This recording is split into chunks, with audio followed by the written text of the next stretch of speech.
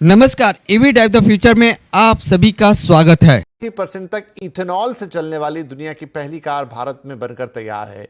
इसे Toyota Motors ने बनाया है। सड़क परिवहन मंत्री नितिन गडकरी ने इनोवा हाईक्रॉस के इलेक्ट्रिफाइड फ्लक्स फ्यूल प्रोटोटाइप पर से आज पर्दा हटाया। इस कार के पावर में 40% इथेनॉल ब्लेंड फ्यूल और 60% इलेक्ट्रिक एनर्जी का हिस्सा है। ये 85% तक इथेनॉल की ब्लेंडिंग वाले फ्यूल का इस्तेमाल कर सकती है। नितिन गडकरी ने इसे एक क्रांतिकारी कदम बताया। Now, with immense pleasure, I extend a warm invitation to our chief guest, to Shri Nitin Gadkari ji, the Honorable Union Minister of Road Transport and Highways. Shri Nitin Gadkari ji, a visionary with an innovative approach, a dynamic and strong leader, and a staunch advocate of alternate fuel technologies such as hydrogen and bioethanol, has consistently championed progress. I kindly request the Honorable Minister to grace us with his insights. Please bring your hands together. मंत्रिमंडल में मेरे सहयोगी आदरणीय doctor Mahendra Nath Pandey ji, हमारे petroleum मंत्री आदरणीय Hardeep Singh Puri ji, Toyota Kirloskar के managing director mister Masakazu Yoshimura, Toyota Kirloskar की चेयरपर्सन और एमडी आदरणीय Mrs Geetanjali Kirloskar, country head mister Vikram Gulati, सभी सम्माननीय अतिथिगण, विशेष रूप से श्रीकांत वैद्य, इंडियन ऑयल के चेयरमैन, सभी अधिकारीगण, उपस्थित भाई और बहनों, आज का ये दिन बहुत खुशी का दिन है और केवल खुशी का दिन नहीं है, ऐतिहासिक दिन है, क्योंकि टोयोटा किर्लोस्कर द्वारा आज वो प्रोटोटाइप वर्ल्ड की first BS6 stage 2 electrified flex fuel Innova गाड़ी आज लॉन्च हो रही है। और मुझे याद है कि इसका लगातार फॉलोअप मैं मेरे मित्र विक्रम किर्लोस्कर जी के साथ लगातार करता था। आज के इस खुशी के मौके पे इस बात का जरूर दुख है कि आज वो हमारे बीच में नहीं है। वो लगातार इस मिशन में पीछे लगे थे, बहुत मेहनत और परिश्रम उन्होंने किया और निश्चित रूप से आज यह दिन हम सबको देखने के लिए मिला है। मैं विशेष रूप से विक्रम किर्लोस्कर जी की याद करते हुए उनको बहुत बहुत याद भी करता हूं और श्रद्धा सुमन भी उनके प्रति व्यक्त करता हूं। आज के दिन का महत्व समझने के पहले हमें हिंदुस्तान की समस्या को समझना होगा। हमारे इकोनॉमी में 16 लाख करोड़ का फॉसिल फ्यूल हम इंपोर्ट कर रहे हैं। इकोनॉमिक पॉइंट ऑफ व्यू ये कितनी बड़ी समस्या है ये तो आप समझ सकते हैं, पर मैं ट्रांसपोर्ट मंत्री होने के नाते इस बात के लिए मैं बहुत ही गिल्टी कॉन्शियस हूँ कि हमारे देश में जो 40% पोल्यूशन है, जो हमारा पोल्यूशन है, वो फॉसिल फ्यूल के कारण, ट्रांसपोर्ट सेक्टर के कारण है। और स्वाभाविक रूप से हमारे देश में 3 इंपॉर्टेंट पिलर्स है, ethics, economy, ecology and environment. और दिल्ली के लोगों को यह समझाने की आवश्यकता नहीं है कि प्रदूषण के कारण क्या क्या हेल्थ प्रॉब्लम होते हैं, इसका उनको अनुभव है। मैं 2-3 दिन दिल्ली में रहता हूँ, जल्दी भागने की कोशिश करता हूँ और जब गांव घर तक पहुँच जाता हूँ तो इन्फेक्शन पहुँच जाता है। और इसका कारण ये 40% वाटर एयर पोल्यूशन हमारी समस्या है। मुझे बहुत खुशी है, मैं विशेष रूप से पेट्रोलियम मंत्री हरदीप पुरी जी का बहुत बहुत अभिनंदन करूंगा और देश की जनता के द्वारा उनको धन्यवाद दूंगा कि हमारे इंडियन ऑयल ने इसमें बहुत अच्छा काम किया है। पानीपत में जो हमारा प्लांट है, जो परली से, राइस स्ट्रॉ से 1 लाख टन बायो इथेनॉल और 150 टन बायो बिटुमिन तैयार करता है। और मैंने वैद्य साहब को एश्योर किया था कि तुम्हारा बिटुमिन जितना भी बनाओगे मैं खरीद लूंगा, क्योंकि हम इंडियन रिफाइनरी देती है और हमारा 30 लाख टन बिटुमिन इंपोर्ट होता है। और सेंट्रल रिसर्च रोड ऑर्गेनाइजेशन और आपका इंस्टीट्यूट देहरादून का, दोनों ने मिलकर एक छोटा मशीन तैयार किया है जो अभी प्रूव हो गया है, टेक्नोलॉजी प्रूवन हो गई है, जो परली से वो बायो बिटुमिन बनाती है। पर मुझे बहुत खुशी है कि पुरी जी आपके नेतृत्व में आपने अभी विस्तारा एयरलाइंस का एक फ्लाइट 50% बायो एविएशन फ्यूल डालकर यशस्वी रूप से चलाने का उपक्रम किया है। दूसरी बात आपने और अच्छी की है कि जब धर्मेंद्र प्रधान पेट्रोलियम मंत्री थे तब हमने बहुत इनिशिएटिव लिया था और स्पाइस जेट का एक विमान देहरादून से दिल्ली 50% बायो एविएशन फ्यूल डाल के लाया था। जब ये विमान लाया था तो अजय सिंह जो स्पाइस जेट के मालिक है, वो मैं जब उनको आग्रह कर रहा था कि ये ट्रायल लेना है तो वो बड़ा संकोच कर रहे थे, बोल रहे थे मेरा मशीन बिगड़ जाएगा तो क्या होगा, एक्सीडेंट होगा तो क्या होगा। तब उनको विश्वास दिया कि एक्सीडेंट नहीं होगा, 100% सक्सेसफुल होगा। और आखिरी मैंने उनको डांटते हुए कहा कि तेरे बहुत काम करके दिए हैं, एक आधा हवाई जहाज हमारे कारण बिगड़ जाता तो चिंता मत कर, तेरे को ये करना पड़ेगा। और मुझे खुशी है कि स्पाइस जेट का हवाई जहाज 50% एविएशन फ्यूल डाल के आया। मुझे बहुत खुशी है कि सरकार में कुछ बहुत लोग अच्छा काम करते हैं। आपके फरीदाबाद के इंडियन ऑयल के रिसर्च लेबोरेटरी ने अब वो ये जो bio bitumen 150 tonne per day बनाना था, शायद वो सोच रहे हैं कि हम बायो एविएशन फ्यूल बनाएंगे। और आने वाले समय में वर्ल्ड में ये रेगुलेशन आ रहा है कि 2% वो एविएशन फ्यूल में 2% बायो एविएशन फ्यूल जाएगी। तो आपके नेतृत्व में नए अध्याय की शुरुआत हो रही है। मैं पेट्रोलियम मंत्रालय को आदरणीय वैद्य हमारे इंडियन ऑयल के चेयरमैन, जिन्होंने बायो फ्यूल में बड़ा इंटरेस्ट लिया, हमारे राम कुमार जी और पूरे टीम को, पुरी जी के नेतृत्व में जो काम कर रहे हैं उसके लिए बहुत बहुत धन्यवाद दूंगा और उनका अभिनंदन करूंगा। और एक दूसरी बात है जिसके लिए मैं पुरी जी को धन्यवाद दूंगा कि बीच में हमारे इथेनॉल का रेट, जो राइस से इथेनॉल बनता था वो 56 रुपए था और कॉर्न से बनता था वो भी 56 रुपीज था। अब उन्होंने कॉर्न का रेट शायद 54 की 54 किया है ना, शायद 54 किया है और राइस का भी 54 किया है।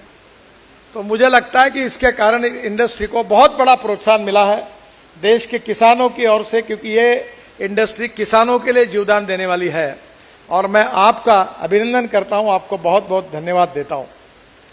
पहली बात, आज के दिन का महत्व अगर समझना होगा तो हिंदुस्तान की परिस्थिति को समझना बहुत आवश्यक है। हमारे जीडीपी ग्रोथ में जो कंट्रीब्यूशन होता है वो 22 से 24% मैन्युफैक्चरिंग सेक्टर से आता है और 52 से 54% सर्विस सेक्टर से आता है। और हमारे देश में एग्रीकल्चर एंड अलाइड इंडस्ट्रीज का कंट्रीब्यूशन केवल 12% है। और हमारे देश में 65% पॉपुलेशन एग्रीकल्चर पर डिपेंड है। और आज परिस्थिति ऐसी है कि हमारी एमएसपी ज्यादा है और मार्केट प्राइस और कमर्शियल प्राइस कम है, और वो खरीदने के लिए भारत सरकार को 1.5 लाख करोड़ रुपए देने पड़े हैं।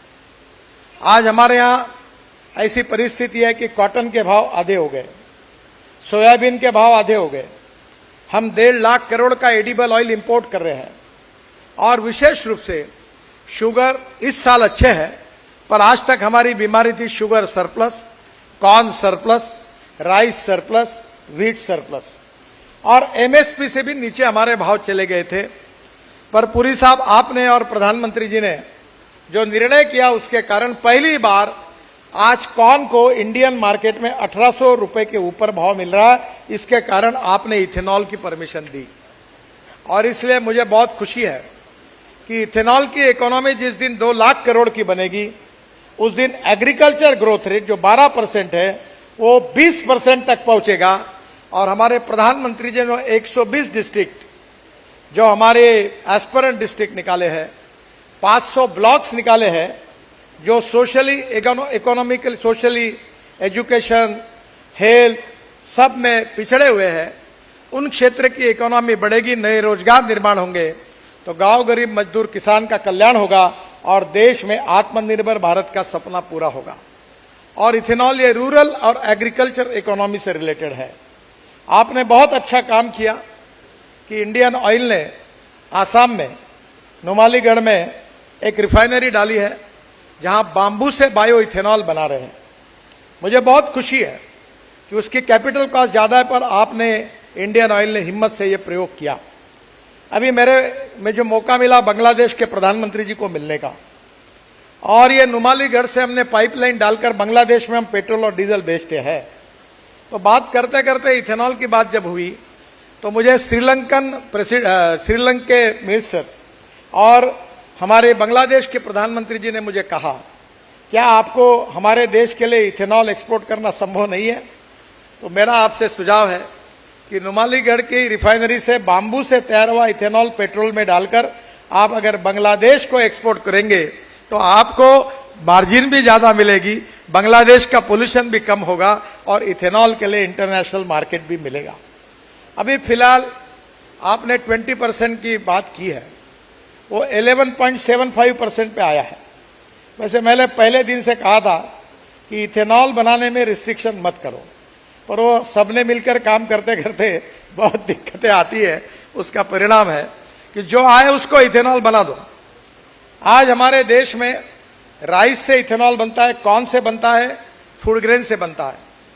पहले समय मैं 2004 से मिशन के रूप में काम कर रहा हूं, तब हमारे एक फाइनेंस सेक्रेटरी थे केड़कर, बहुत बड़े विद्वान व्यक्ति थे, विजय केड़कर।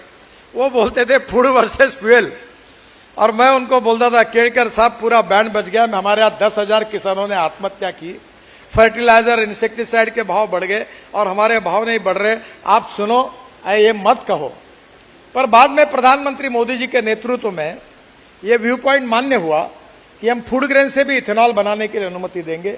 और आपने तो राइस स्ट्रॉ, परली से भी इथेनॉल बनाया, बाम्बू से भी इथेनॉल बनाया, अब वेस्ट लैंड का उपयोग करके इथेनॉल बनेगा, तो इथेनॉल का प्रोडक्शन बढ़ाने में कोई अड़चन नहीं है। और आपने ये भी 11.75 जो किया है, अगर आप थोड़ा सा इसमें एक बार फिर से बैठकर अगर ये 20% भी करना चाहते हैं तो 3 महीने के अंदर आप ये टारगेट पूरा कर सकेंगे। इतनी कैपेसिटी इथेनॉल मैन्युफैक्चरर के पास है और निश्चित रूप से ये सपना पूरा होगा। इथेनॉल का सबसे बड़ा इंपॉर्टेंट चीज है कि 100% इथेनॉल व्हीकल में यूज हो। और आज टोयोटा ने ये जो गाड़ी लाई है ये 100% तक जा सकती है फ्लेक्स इंजन में। इनके पहले मैं बजाज, टीवीएस और हीरो के पीछे लगा, मोटरसाइकिल तैयार की, ऑटो रिक्शा तैयार की। पूना में आपने इंडियन ऑयल ने 3 पंप शुरू किए, प्रधानमंत्री ने उसका इनॉग्रेशन किया। पर प्रॉब्लम यह है कि इथेनॉल के पंप अब शुरू नहीं हुए।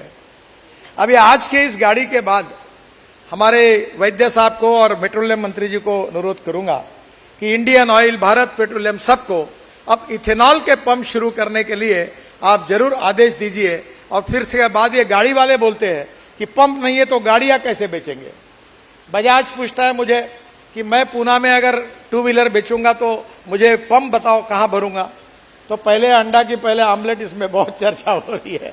तो मेरा आपसे अनुरोध है कि अब पंप शुरू करने की अगर प्रक्रिया शुरू हो जाएगी तो इथेनॉल के व्हीकल आना शुरू हो जाएगा, फ्लेक्स इंजन का, बाकी भी कंपनियां आएगी। और एक दिन ऐसा हिंदुस्तान के इतिहास में आएगा कि पेट्रोल का इंपोर्ट पूरा खत्म हो जाएगा और पूरा किसानों ने तैयार किया हुआ इथेनॉल से इस देश के वाहन चलेंगे। वो सस्ते भी है, कंज्यूमर का भी फायदा है और प्रदूषण से मुक्ति मिलेगी, तो इंपोर्ट से भी मुक्ति मिलेगी। और एक महत्वपूर्ण बात है जो मैं आपसे रिक्वेस्ट करूंगा कि हमारे यहां विशेष रूप से सबसे बड़ी समस्या जो है वो विशेष रूप से डीजल के पोल्यूशन की है। अब कंस्ट्रक्शन इक्विपमेंट में इलेक्ट्रिक आ गई। अब आपके ही नेतृत्व में 10,000 इलेक्ट्रिक गाड़ियां आ रही है और इलेक्ट्रिक गाड़ी में तो बहुत ही अच्छी बात है। और मैं अभी टाटा के साथ लगभग अंतिम इसमें आया हूं कि दिल्ली से जयपुर में केबल डालकर इलेक्ट्रिक हाईवे बना रहा हूं ताकि 3 बसें जोड़कर जाएगी, बिजनेस क्लास जैसी सीट रहेगी और डीजल के तुलना में 30% रेट कम होगा और पब्लिक ट्रांसपोर्ट को कंफर्टेबल और अच्छा करने से लोग गाड़ियों के बजाय उसमें जाएंगे। कभी कभी मुझे लगता है मैंने अच्छा किया कि बुरा किया। ये ऑटोमोबाइल इंडस्ट्री के चेहरे में जितने ये जो हंसी आ रही है, इसका कारण हमने देश में रोड इंफ्रास्ट्रक्चर को इतना बड़ा किया है कि अब हर आदमी गाड़ी खरीद रहा है।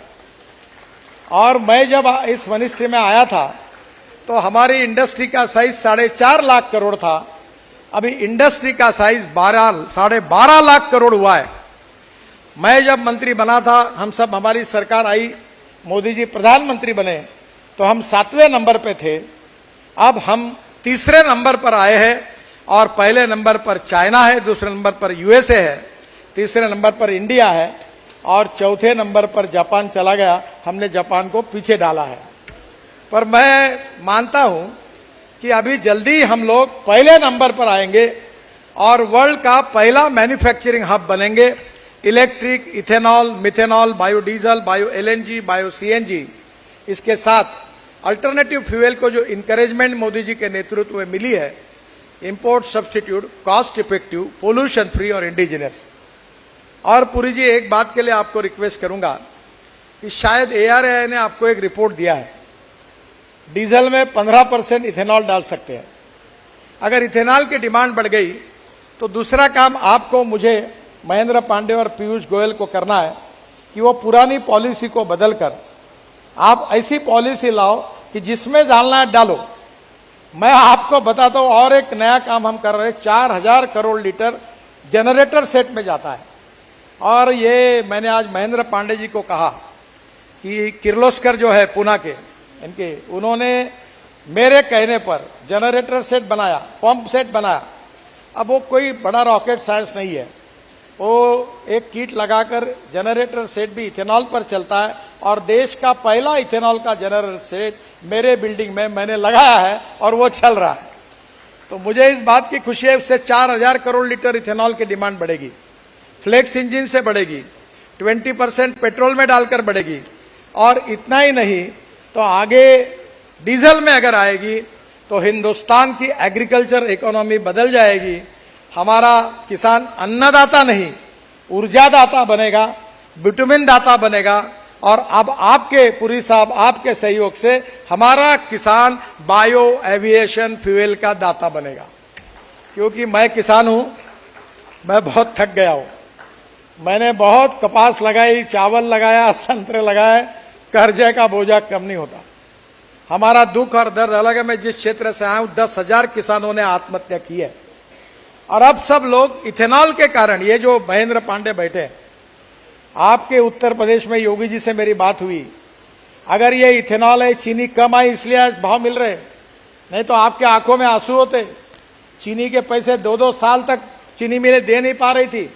ये तो पुरी साहब ने और मोदी जी ने इथेनॉल लाया, इसलिए उत्तर प्रदेश में आप हंस रहे हो और पूरे किसानों के पैसे मिल रहे हैं, नहीं तो आपका घूमना कठिन होता। 189 पार्लियामेंट्री कॉन्स्टिट्यूंसी ऐसी है। एक दिन मोदी जी मुझे कह रहे थे, आप ये करो बोल रहे, कहां जाना है? मैंने बोला बिल्कुल सही बात है, 189 पार्लियामेंट्री कॉन्स्टिट्यूंसी है जहां गन्ना लगाते हैं और उनके पैसे नहीं मिले तो निर्णय करने के लिए हम यहां आ ही नहीं पाएंगे। तो सबसे पहले यही है कि किसान और ज्यादा गन्ना लगा रहा है। मेरे यहां भी 60 एकड़ गन्ना है, क्योंकि गेहूं, चावल, कपास में कमाई नहीं होती।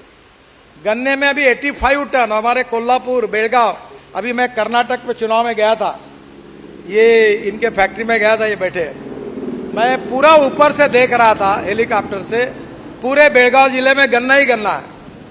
तो आज का ये निर्णय किसानों के लिए वरदान है। इसलिए I am specially giving my thanks to the management of Toyota, particularly Indian, हमारी भारत की जो कंपनी है उसकी चेयरपर्सन गीतांजलि किर्लोस्कर को मैं विशेष रूप से I am giving my special thanks to you for your great contribution regarding reducing the pollution in the country and creating job opportunities and growth in agriculture sector. It is to be one of the important and historical thing for all of us. So we are giving special thanks to you. Today it is a very, very historical day. Once again giving my thanks to all management of Toyota and the people of our country, and particularly from the farmers community.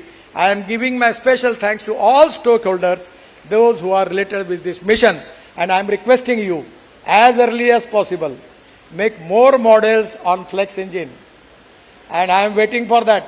First of all, I will give the order immediately, and that is the dream of all of us, to have the motorcycle, two-wheeler on 100% ethanol, auto rickshaw on 100% ethanol, car on 100% ethanol. And once upon a time in my own parliamentary constituency in Nagpur, we have started the buses from Scania with 100% on bioethanol. So everything is possible, and that is to be the need of our country regarding pollution. and considering the economic challenge of the country. Once again, I am giving my thanks to all of you, giving thanks to Petroleum Minister, giving thanks to Mr. Vaidya from Indian Oil, and also giving thanks to research from Indian Oil Laboratory. And I am really happy. Today is one of the important day in my life. From 2004, I am convincing to the people about ethanol. Today, this dream is fulfilled because of you. That is to be a great thing for me. I am giving my special thanks individual from Mr. Nitin Gadkari, because I am working on this mission from 2004. I was with Vajpayee ji, sent me to Brazil. With Ram Naik, I started all this thinking in the country, and that is to be a great achievement. I am really thankful to you personally. It's really a great day in my life. Thank you very much. Namaskar.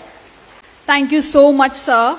You have given us a food for thought, and as you rightly said, that this is the historic moment when we are unveiling this remarkable prototype. As you said, encouraging our Annadatas to become Urja Datas, India will become a global leader in the manufacturing of these electric vehicles. Big thank you, sir. And we are also positive about a green and sustainable future.